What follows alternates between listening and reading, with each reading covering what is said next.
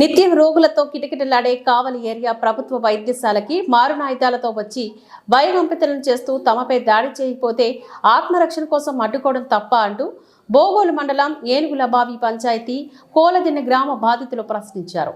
సోమవారం బాధితులు తెలుగుదేశం పార్టీ నేతలతో కలిసి కావలి టీడీపీ కార్యాలయంలో విలేకరుల సమావేశాన్ని నిర్వహించారు.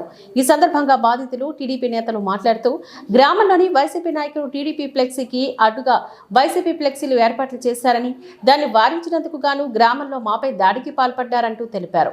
గాయపడిన మేము చికిత్స పొందడం కోసం కావలి ఏరియా వైద్యశాలకు రావడం జరిగిందని, కత్తులు కొడవలతోని మాపైకి దాడికి రావడం జరిగిందని, మా ప్రాణాలను రక్షించుకోవడానికి వారిని అడ్డుకునే క్రమంలో ఘర్షణ జరిగిందని తెలిపారు. పెద్ద ఎత్తున రోగులు ఉండే ప్రభుత్వ ఆసుపత్రిలోకి మారణాయుధాలతో ప్రవేశించి మాపైనే దాడికి పాల్పడడం దుర్మార్గమని అన్నారు. అధికారం కోల్పోయినా వైసీపీ నేతల దౌర్జన్యాలు తగ్గడం లేదని, ఇంకా తమ హవా చూపడానికి ప్రయత్నిస్తున్నారని అన్నారు. గతంలోని మా గ్రామంలోని టీడీపీ నాయకులపై దాడులు చేయడం జరిగిందని, తిరిగి మాపైనే కేసులు నమోదు చేయడం జరిగిందని ఆరోపించారు. టీడీపీ నేతలపై వైసీపీ నేతలు దాడి చేసి ఆ నెపాన్ని టీడీపీ వారిపై నెట్టడానికి ప్రయత్నించడం దుర్మార్గమని అన్నారు. మా గ్రామంలోని పోలీసు పికెటింగ్ ఏర్పాట్లు చేసి వైసీపీ నేతల నుంచి మాకు రక్షణ కల్పించాలని టీడీపీ కార్యకర్తలు వేడుకున్నారు. కూటమి ప్రభుత్వాన్ని విమర్శించే అర్హత మాజీ మంత్రి కాకాని గోవర్ధన్ రెడ్డి, మాజీ శాసనసభ్యులు రామిరెడ్డి ప్రతాప్ కుమార్ రెడ్డిలకు లేదని అన్నారు. అభివృద్ధి సంక్షేమం రెండు కళ్ళుగా రాష్ట్రం ముందుకు నడుస్తోందని తెలిపారు. కావలి శాసనసభ్యులు దగ్గుమాటి వెంకట కృష్ణారెడ్డి పెద్ద ఎత్తున నిధులు తీసుకుని వచ్చి నియోజకవర్గాన్ని అభివృద్ధి పదంలో నడుపుతున్నారు అంటూ తెలిపారు. చంద్రబాబు విజ్ఞత కలిగిన నాయకుడని, శాంతి భద్రతల విషయంలో రాజీ పడరని తెలిపారు.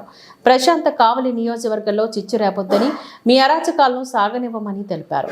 ఈ కార్యక్రమంలోని కోలదిన్న గ్రామ బాధితులు, కావలి టీడీపీ పట్టణ అధ్యక్షుడు గుత్తుగొండ కిషోర్, ప్రధాన కార్యదర్శి జ్యోతి బాబురావు, గుంటుపల్లి రాజ్ కుమార్ చౌదరి, దావులూరు దేవకుమార్, బోగోలు మండల టీడీపీ అధ్యక్షుడు మాలిపాటి నాగేశ్వరరావు, బోగోలు మండల ప్రధాన కార్యదర్శి సుధీర్, కోడూరు వెంకటేశ్వర రెడ్డి, బాధిత కుటుంబ సభ్యులు, టీడీపీ నాయకులు, కార్యకర్తలు, గ్రామస్తులు తదితరులు పాల్గొన్నారు.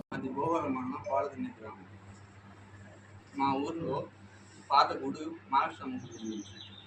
దాని పక్కన మా ఇల్లు ఉంది.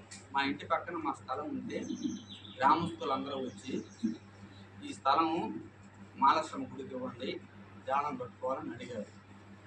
మేము ఉండి గుడి అట్టే కట్టుకోండి, కానీ ఆ స్థలంలో తెలుగుదేశం పార్టీ స్తూపం ఉంది, దాన్ని వదిలేసి మిగతాది తీసుకోండి అని చెప్పాము. కానీ వాళ్ళు దానికి ఒప్పుకోలేదు. ఆ స్తంభం తీసేయాల్సిందే, గుడి కట్టాల్సిందని అడిగారు. కానీ ఆ గుడికి దీనికి సంబంధమే లేదు, వాళ్ళు కావాలని చేశారు. మేము దానికి ఒప్పుకోలేదు. ఇది 10-15 రోజులు జరుగుతూ ఉంది గొడవ. మేము ఒప్పుకోవాలి. దానికి వాదన జరుగుతూ ఉండేసరికి ఒకరోజు దానికి అందరూ వాళ్ళు మేము మాట్లాడుకుంటుంటే వెనక నుంచి వచ్చి గూపి చిన్నకృష్ణయ్య, గూపి రామయ్య వాళ్ళు కర్రలు రాళ్ళు తీసుకొని వచ్చి వెనకాలకు వచ్చి మా అన్నని తల మీద కొట్టేశారు. కొట్టేసరికి వెళ్ళి ఆయన ఒళ్ళంతా నెత్తురు, తలకాయ పగిలిపోయి కింద పడిపోయాడు. అప్పుడు మేము భయపడి ఆయన్ని తీసుకొని కావాలకి పోతే లేట్ అవ్వద్దని, నెల్లూరుకి పోతే లేట్ అవ్వద్దని కావాలకి వెళ్ళాం. కావాలకి వెళ్ళేసరికి ఆయన నెత్తురు నోట్లో అంతా నెత్తురు కక్కుతున్నాడు. పెద్ద హాస్పిటల్కి పోతే ఆడ కేసు కూడా రాయించుకోవడానికి లేట్ అవ్వద్దని ఆడ పంపించేసారు నెల్లూరుకి. నెల్లూరు మెడికవర్ హాస్పిటల్కి వెళ్ళి మెడికవర్ హాస్పిటల్కి వెళ్ళి చేర్చినాక డాక్టర్ గారు 24 గంటలు అయితే ఈయన బతుకుతాడో సస్తాడో తెలియదు, ఏమన్నా చెప్తామన్నారు. అప్పుడు మేము ఏడ్చుకుంటాం. మేము గందరగోళంగా ఉంటే కావల నుంచి పోలీస్ స్టేషన్ నుంచి ఎస్ఐ ఫోన్ చేసి మీ మీద కేసు పెట్టుంది అన్నారు. అవును, బోగోల్లో కదా సార్ అంటే కాదు, కావల్లో కూడా కేసు పెట్టుంది అన్నారు. కావల్లో ఏంది సార్ కేసు అంటే ఎక్కడికక్కడ హాస్పిటల్లో ఎందుకు గొడవ జరిగిందంట, మీ మీద కేసు పెట్టుంది, మొత్తం రండి అని అన్నారు. అప్పుడు మాకు ఈయన్ని వదిలిపెట్టి వెళ్ళలేక మేము అప్పటికి 2 రోజులు ఆగొస్తానంటే ఒప్పుకోవాలా, వెళ్ళారు. అప్పుడు మా బోగోలు మండలం వెళ్ళి ఏం సార్ మా కేసు మందలు ఏందని అడిగితే మీ కేసు లేదు, ఏమీ లేదు, మా ప్రతాప్ కుమార్ రెడ్డి చెప్పాడు అన్నారు. కేసు రాయిస్తాను తీసుకోండి అంటే మడిసి ఏడో పెట్టుకోండి, మీ కేసు లేదు ఏం లేదని అడిగారు. అప్పుడు మేము తెల్ల మొహాలు వేసుకొని వెనక్కి తిరిగి వచ్చి కావలకు వస్తే ఆడ మమ్మల్ని చిత్రహింసలు పెట్టారు. అప్పుడు అక్కడ మనిషి చస్తాడో బతుకుతాడో అదో టెన్షన్లో మేముంటే వీళ్ళు మమ్మల్ని ఏదిచ్చి 1 టౌన్ అంటే 1 టౌన్ 2 టౌన్ అటు ఇటు తిప్పి మమ్మల్ని గందరగోళం చేశారు. అప్పుడు మమ్మల్ని పట్టించుకున్న నాదుడే లేడు. మాకై మేమే ఇబ్బందులు పడి గందరగోళం చేశాము. అప్పుడు అలా జరిగితే మేముంటే మళ్ళీ మొన్న ఈ మధ్య మా జనవరి నూతన సంవత్సరం ఇప్పుడు ఫ్లెక్సీ ఒకటి కట్టుకుంటే మా నాయకుడిది దాని పక్కన వచ్చి వీళ్ళు మేము కట్టుకోవాలని చెప్పారు. అంటే మేము ఒప్పుకోలే. దానికి ఒప్పుకోపోయేసరికి దానికాడ ఘర్షణ పడి మేము తోపులాటల్లో మా వాళ్ళకి దెబ్బలు తగిలినాయి. అప్పుడు కావలి గవర్నమెంట్ హాస్పిటల్కి వస్తే అప్పుడు వైసీపీ నాయకులు కత్తులు పొడవళ్ళు తీసుకొని వచ్చి మా అన్నని చంపేస్తాను పొడి చేస్తామని దౌర్జన్యానికి వచ్చారు. అప్పుడు మేము అడ్డుకున్నాం. ఎక్కడికరా మీరు వచ్చేది, అక్కడ జరిగింది చాలా, ఇక్కడేంది మీరు చేసేదని అడ్డుకున్నందుకు పడవలతో నరకబోయారు. అప్పుడు నాకు పడవలకి చల్లంగా తీసుకుంది. దానికి గీసుకున్న ఆ తోపులాటల్లో మేము బాగా ఘర్షణ పడ్డాము.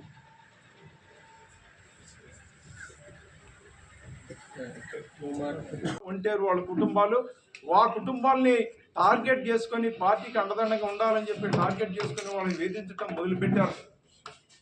అప్పుడు వైసీపీ నాయకులు ఎవరైతే ఉన్నారో వారి యొక్క అనుసర బృందం అంతా కలిసి ఈ యొక్క తెలుగుదేశం పార్టీ సానుభూతి కుటుంబాలు ఎత్తుతున్నారో వాళ్ళని ఈ విధంగా కొట్టి రక్తశక్తం చేసి పడేస్తే ఆనాడు పోలీస్ స్టేషన్ పోతే కంప్లైంట్ తీసుకోకపోతే మా వాళ్ళనే బెదిరించి ఈ కంప్లైంట్ ఇస్తే తీసి ఇసిరి పక్కన పడేసిన నేను చెప్పిన భాష ఆనాడు ఉన్నటువంటి ఎస్ఐ గారు వాడిన భాష అది. ఇలాంటి దీన్ని వైసీపీ వాళ్ళు మర్చిపోవడం దురదృష్టకరం. అదే కాదు, వాళ్ళు నిన్న వైసీపీ నాయకులు కాకాని గోవర్ధన్ రెడ్డి గారు కానీ శాసనసభ్యులు గారు కానీ తెలుగుదేశం పార్టీ నాయకుల యొక్క దౌర్జన్యాలు మాజీ శాసనసభ్యులు వారు నిన్న తెలుగుదేశం పార్టీ వారు బోగోలు మండలంలో దౌర్జన్యాలు పెరిగిపోయి పోలీసుల అరాచకాలు పెరిగిపోయినారు. అయ్యా, మీరు 2019 సంవత్సరం నుంచి 2024 వరకు మీరు చేసిన అరాచకాలు ఒక్కసారి మీ చిట్టా 1, 2, 3 ఉదాహరణలు మాత్రమే నేను చెప్తాను ఈ సందర్భంగా. కోలదిన్ని గ్రామం అదైతే బిట్రగుంట పంచాయతీలో 2022లో ఎంపీటీసీ ఎలక్షన్ జరగబోతే మా క్యాండిడేట్ ఒక్కరే ఆడ పోటీ చేసి గట్టిగా నిలబడితే మీరు చిన్న సంఘటన మా వాళ్ళు బూత్లోకి వెళ్తున్నారు అడ్డగిచ్చి ఆనాడు ఎస్సీ కేసు పెట్టింది మీరు కాదా అని చెప్పి ఈ సందర్భంగా నేను అడుగుతున్నాను. రాయ్ విజయ్ అనే వ్యక్తిని, బసిరెడ్డిని, ఇంకొకరిని 5-6 మందిని పెట్టారు. అప్పుడే ఓటేసేదానికి వచ్చినటువంటి బసిరెడ్డి కుమారుడు బీటెక్ చదువుకున్నటువంటి వ్యక్తి కూడా వస్తే ఆ కుర్రోడిని కూడా వదలకుండా కేసు పెట్టిన వేధించిన చరిత్ర మీదని చెప్పి నేను ఈ సందర్భంగా అడుగుతున్నా. అదే కాదు, ఆ తర్వాత కొండపెట్టడంలో చిన్న 2 తగదా వచ్చి వాళ్ళు కొట్టుకుంటే ఆ ఊర్లో లేనటువంటి వ్యక్తి రాయ్ విజయ్ అనే వ్యక్తి మీద మీరు 307 పెట్టి 28 రోజులు జైల్లో పెట్టించిన ఘనత మీది కాదా అని చెప్పి ఈరోజు సందర్భంగా నేను అడుగుతున్నాను. ఆ తర్వాత గ్రామంలో చిన్న మీ యొక్క వేధింపులు తట్టుకోలేక అడ్డం జరిగినటువంటి రాయ్ వెంకటేశ్వరుల్ని స్టేషన్కి పిలిపించి మీరు కానీ ఒప్పుకోకపోతే మీ మీద రేప్ కేసు పెడతామని బెదిరిస్తే ఆనాటి ఎస్ఐ అతను భయపడిపోయి బావిలో దూకి ఆత్మహత్య చేసుకునేది వాస్తవం కాదా అని నేను ఈ సందర్భంగా అడుగుతున్నా. అదేవిధంగా ఇది ఎస్వీపాలెం పంచాయతీకి సంబంధించినటువంటి మా దళిత నాయకుడు కాకి తిరుపతయ్య ఆ ఊర్లో చిన్న ఘర్షణ జరిగితే పోలీస్ స్టేషన్కి అందరితోటి వస్తే అతన్ని పోలీస్ స్టేషన్లోనే 20 మంది వైసీపీ యొక్క కార్యకర్తలు చుట్టుముట్టి విపరీతంగా కొడితే ఎస్ఐ గారి దగ్గరికి పోతే వీళ్ళ మీద 8 మంది మీద కేసు పెడతారు. ఇది ఎక్కడే విచిత్రం అని చెప్పి ఈ సందర్భంగా నేను అడుగుతున్నాం. ఆ రోజు మేమందరం కూడా మా పార్టీ వాళ్ళకి అన్యాయం జరిగింది, మేము పోతే మేము ఏం చేయలేము అయ్యా, పై వాళ్ళు ఒత్తిడి, మా ఎమ్మెల్యే గారు ఆనాటి ఎమ్మెల్యే గారు ఒత్తిడి అని చెప్తున్నారు. ఇవన్నీ మీరు మర్చిపోయారని చెప్పి ఈ సందర్భంగా నేను అడుగుతున్నాను. ఆ పోతిరే కేసుకు సంబంధించినటువంటి పత్రాలను మళ్ళీ దొంగిలించామని చెప్పి ఇంకో కేసు ఉంటే ఏదో బెయిల్ మీదో జైలు మీదో దేని మీద తిరుగుతున్నావో తెచ్చుకొని నువ్వా మాట్లాడేది చంద్రబాబు నాయుడు గురించి, తెలుగుదేశం పార్టీ గురించి మాట్లాడేదానికి సిగ్గు ఎగ్గు ఉండాలి ఎవరికైనా కానీ. తెలుగుదేశం పార్టీ క్రమశిక్షణ, సాంప్రదాయం, ఒక పద్ధతి, ఒక విధానాలతో ఉన్నటువంటి పార్టీ. ఇది అన్న నందమూరి తారక రామారావు గారు ఏర్పాటు చేసినటువంటి పార్టీ. ఆ క్రమశిక్షణలో పార్టీ ఉంది. ఎవడు కూడా ఇక్కడ ఉండే జనమంతా కూడా మిడిల్ క్లాస్ జనం, పేద బిక్కి బడుగు బలహీన వర్గాల జనం ఈ పార్టీలో. బీసీలు ఈ పార్టీకి అండదండ. బేసికల్ వాట్ ఈస్ బీసీ ఓట్ ఇది పార్టీ. తెలుగుదేశం పార్టీ అంటే బీసీల పార్టీది. మీలాగా అగ్రమైన ఆధిపత్యంతో మొత్తం కూడా సర్వనాశనం చేసే పార్టీ కాదు ఇది. మాట్లాడేటప్పుడు బుద్ధి ఉండాలి, మాట్లాడేటప్పుడు కనీస జ్ఞానం ఉండాలి, మాట్లాడేటప్పుడు మనం ఏం చేసే ముందనే తెలివి ఉండాలి. ఒకవేళ నిజంగా చంద్రబాబు నాయుడు గారే ఏమైనా ఇట్లా చేయదలుచుకుంటే మన పరిస్థితి ఏంది, చీప్ లిక్కర్ కేసులో మన పరిస్థితి ఏందని ఆలోచన కూడా ఉండాలి. బాబు గారు ఎప్పుడు లా అండ్ ఆర్డర్ విషయంలో కానీ, గవర్నమెంట్ పాలసీ విషయంలో కానీ ఎప్పుడు పక్కకనేది ఆయన రాడు. అటువంటి వ్యక్తిని 53 రోజులు జైల్లో పెట్టారు, సిగ్గు లేకుండా, కేసు లేకుండా. నకిలీగా చట్టంలో లేదాన్ని, పుస్తకంలో లేదాన్ని మీరు ఒక ఎఫ్ఐఆర్గా సృష్టించి ఒక 14 సంవత్సరాలు ముఖ్యమంత్రి చేసిన బాబు గారిని 53 సంవత్సరాలు జైలు, 53 రోజులు జైల్లో పెట్టినా ఈరోజు కూడా ఆయన కక్ష సాధింపు పొందుంటున్నాడు. ఈరోజు కూడా చర్యలు తీసుకోవద్దంటున్నాడు. చట్ట ప్రకారం ఏదైనా ఉంటే చూడాలంటున్నాడు.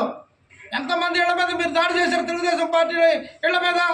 ఎలక్షన్లో ఒక మహిళను కత్తి తీసుకొని నరిగితే ఆ రక్తం ఓవర్లై కారుతా ఉన్నా కానీ ఆ లేడీ, ఆ మహిళ, ఆ తెలుగు మహిళ అక్కడి నుంచి లేచి రాలా బయటికి ఏజెంట్.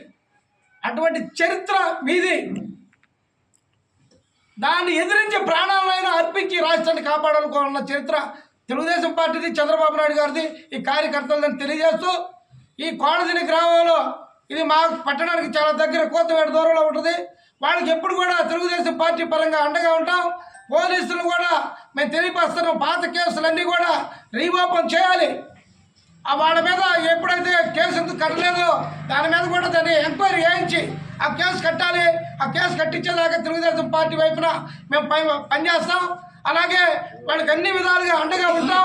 వాళ్ళకి ఏ ఇబ్బంది వచ్చినా కానీ పార్టీ పరంగా తెలుగుదేశం పార్టీ వాళ్ళకి అండగా ఉంటుందని, అలాగే ఈరోజు జరిగినటువంటి దాంట్లో కూడా ఎవరైతే మరణాదాలు తీసుకొని వాళ్ళ మీదకి వచ్చారో వాళ్ళ మీద ఇంకా కేసులు 307 లాంటి కేసులు కట్టాలని తెలుగుదేశం పార్టీ వాళ్ళకి ఎల్లవేళ అండగా ఉంటుందని, పాత జరిగినటువంటి ముందు 22లో జరిగినటువంటి కేసుని రీఓపెన్ చేసి ఆ కేసుకు సంబంధించి 307 ఎవరైతే వ్యక్తులు వాళ్ళ మీద దాడి చేశారో వాళ్ళని కూడా మొత్తం మీద కేసులు నమోదు చేసేదానికి మరలా కూడా చేయాలని చెప్పి మరి ఆశిస్తూ, నాకు ఏ అవకాశం ఇచ్చినటువంటి ఆ గ్రామస్తులకి వాళ్ళు ఎవరు భయపడాల్సిన అవసరం లేదు. తెలుగుదేశం పార్టీ మీకు అండగా ఉంటుంది. అలాగే భోగాల మండలం తెలుగుదేశం పార్టీ కావచ్చు, నియోజకవర్గ తెలుగుదేశం పార్టీ కావచ్చు, శాసనసభ్యులు మన వెంకట కృష్ణారెడ్డి గారు కావచ్చు, మీకు అండగా ఉంటారు. మీకు అన్యాయం జరగదు. మీకు వైసీపీ ప్రభుత్వంలో జరిగిన అన్యాయానికి కూడా బదులు తీర్చుకునే విధంగా, వాళ్ళకి శిక్ష పడే విధంగా తెలుగుదేశం పార్టీ పనిచేస్తుందని సందర్భంగా తెలియజేస్తున్నా.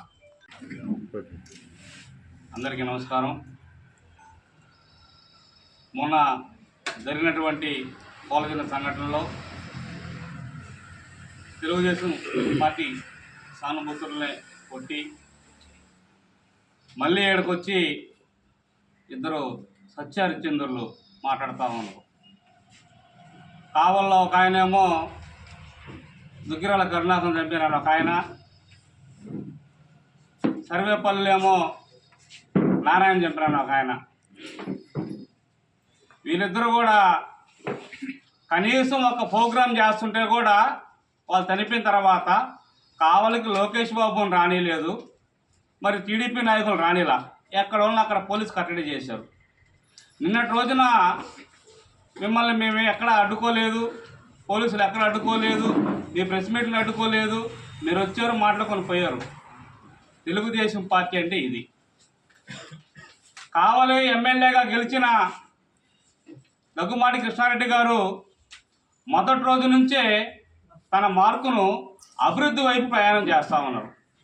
తుమ్మలపేట రోడ్డు అయితేనేమి, మాజీ ఎమ్మెల్యే గారి ఇంటి ముందు రోడ్డు అయితేనేమి, ఇవన్నీ కూడా వేసుకుంటూ అభివృద్ధి పైనలో పోతుండే కానీ అరాచకాలు, దౌర్జన్యాలు, రౌడీజాల వైపు తెలుగుదేశం కేడర్ని మళ్ళీలా మనం కావలికి సేవ చేసేదానికి వచ్చాం, సేవ చేస్తున్నాం. అంతేగాని ఈ పగలు ప్రతీకాలు వద్దనే భావంతో అక్కడ చంద్రబాబు నాయుడు గారు కానీ, ఇక్కడ దగ్గుమాటి కృష్ణారెడ్డి గారు కానీ మమ్మల్ని నిలుపుదల చేస్తూ ఉన్నారు.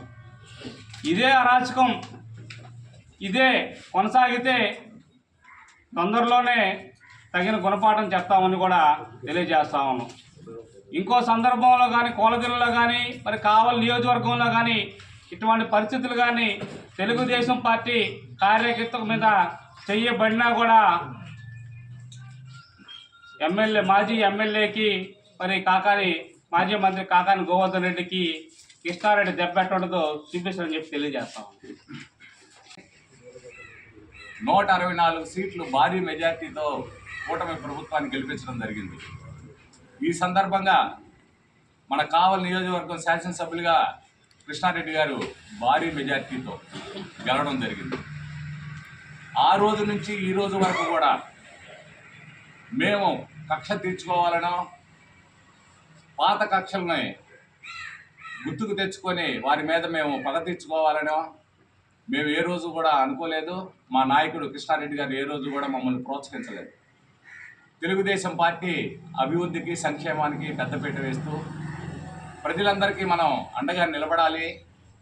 వారు చేసినటువంటి దౌర్జన్యాలు మనం చేస్తే తిరిగి మన పార్టీ పరిస్థితి కూడా ఏ రకంగా ఉంటుంది అని చెప్పని ఎప్పటికప్పుడు మా కార్యకర్తల యొక్క మనోభావాలు దెబ్బతింటున్నప్పటికీ కంట్రోల్ చేస్తూ వస్తున్నటువంటి నాయకుడు మా నాయకుడు కృష్ణారెడ్డి గారు.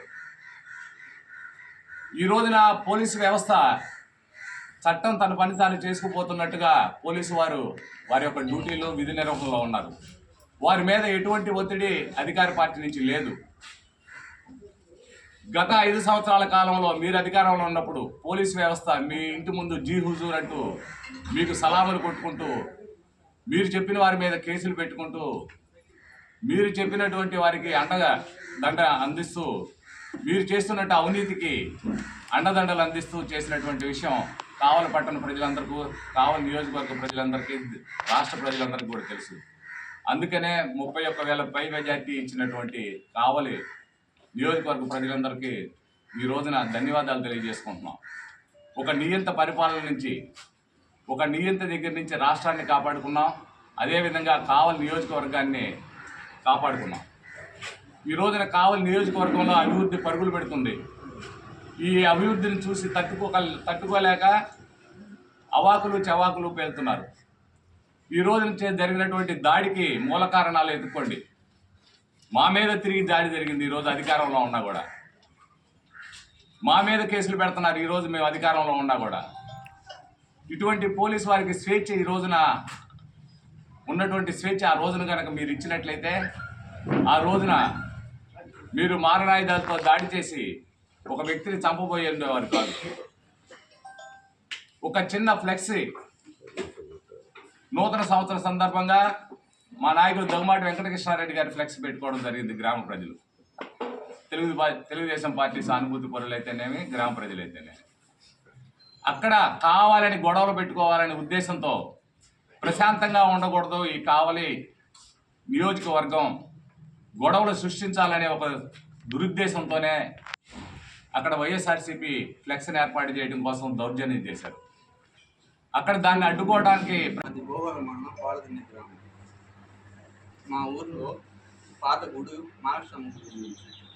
దాని పక్కన మా ఇల్లు ఉంది. మా ఇంటి పక్కన మా స్థలం ఉంటే గ్రామస్తులందరూ వచ్చి ఈ స్థలము మహాలక్ష్మి గుడికి ఇవ్వండి, దానం కట్టుకోవాలని అడిగారు. మేము ఉండి గుడి అట్టే కట్టుకోండి, కానీ ఆ స్థలంలో తెలుగుదేశం పార్టీ స్తూపం ఉంది, దాన్ని వదిలేసి మిగతాది తీసుకోండి అని చెప్పాము. కానీ వాళ్ళు దానికి ఒప్పుకోలేదు. ఆ స్తంభం తీసేయాల్సిందే, గుడి కట్టాల్సిందని అడిగారు. కానీ ఆ గుడికి దీనికి సంబంధమే లేదు, వాళ్ళు కావాలని చేశారు. మేము దానికి ఒప్పుకోలేదు. ఇది 10-15 రోజులు జరుగుతూ ఉంది గొడవ. మేము ఒప్పుకోవాలి దానికి వాదన జరుగుతూ ఉండేసరికి ఒకరోజు దానికి అందరూ వాళ్ళు మేము మాట్లాడుకుంటుంటే వెనక నుంచి వచ్చి గూపి చిన్నకృష్ణయ్య, గూపి రామయ్య వాళ్ళు కర్రలో రాడ్లు తీసుకొని వచ్చి వెనకాలకు వచ్చి మా అన్నని తల మీద కొట్టేసరికి ఆయన ఒళ్ళంతా నెత్తురు తలకాయ పగిలిపోయి కింద పడిపోయింది. అప్పుడు మేము భయపడి ఆయన్ని తీసుకొని కావాలకి పోతే లేట్ అవ్వద్దని నెల్లూరు పోతే లేట్ అవ్వద్దని కావాలకి వెళ్ళాం. కావాలకి వెళ్ళేసరికి ఆయన నెత్తురు నోట్లో అంతా నెత్తురు కక్కుతున్నాడు. పెద్ద హాస్పిటల్కి పోతే ఆడ కేసు కూడా రాపించుకోవడానికి లేట్ అవ్వద్దని ఆడ పంపించేసారు నెల్లూరు మెడికవర్ హాస్పిటల్కి వెళ్ళి మెడికవర్ హాస్పిటల్కి వెళ్ళి చేర్చినాక డాక్టర్ గారు 24 గంటలు అయితే ఈయన బతుకుతాడో సస్తాడో తెలియదు, ఏమన్నా చెప్తామన్నారు. అప్పుడు మేము ఏడ్చుకుంటాం, మేము గందరగోళంగా ఉంటే కావల్ నుంచి పోలీస్ స్టేషన్ నుంచి ఎస్ఐ ఫోన్ చేసి మీ మీద కేసు పెట్టుంది అన్నారు. అవును భోగోల్లో కదా సార్ అంటే కాదు, కావల్లో కూడా కేసు పెట్టుంది అన్నారు. కావల్లో ఏంది సార్ కేసు అంటే ఎక్కడికాడ హాస్పిటల్లో ఎందుకు గొడవ జరిగిందంట, మీ మీద కేసు పెట్టుంది, మొత్తం రండి అని అన్నారు. అప్పుడు మాకు ఈయన్ని వదిలిపెట్టి వెళ్ళలేక మేము అప్పటికి 2 రోజులు ఆగొస్తానంటే ఒప్పుకోవాలి వెళ్ళారు. అప్పుడు మా భోగోలు మండలం వెళ్ళి ఏం సార్ మా కేసు మందలు ఏందని అడిగితే మీ కేసు లేదు ఏమీ లేదు, మాకు ప్రతాప్ కుమార్ రెడ్డి చెప్పాడు అన్నారు. కేసు రాయిస్తాను తీసుకున్నట్టే మడిసి ఏడో పెట్టుకోండి, మీ కేసు లేదు ఏమీ లేదు అని అడిగారు. అప్పుడు మేము తెల్ల మొహాలు వేసుకొని వెనక్కి తిరిగి వచ్చి కావలకు వస్తే ఆడ మమ్మల్ని చిత్రహింసలు పెట్టారు. అప్పుడు అక్కడ మనిషి సస్తాడో బతుకుతాడో అదో టెన్షన్లో మేముంటే వీళ్ళు మమ్మల్ని ఏదిచ్చి 1 టౌన్ అంటే 1 టౌన్ 2 టౌన్ అటు ఇటు తిప్పి మమ్మల్ని గందరగోళం చేశారు. అప్పుడు మమ్మల్ని పట్టించుకున్న నాదుడే లేడు, మాకై మేమే ఇబ్బందులు పడి గందరగోళం చేసాము. అప్పుడు అలా జరిగితే మేముంటే మళ్ళీ మొన్న ఈ మధ్య మా జనవరి నూతన సంవత్సరం ఇప్పుడు ఫ్లెక్సీ ఒకటి కట్టుకుంటే మా నాయకుడికి దాని పక్కన వచ్చి వీళ్ళు మేము కట్టుకోవాలని చెప్పారు. అంటే మేము ఒప్పుకోలే.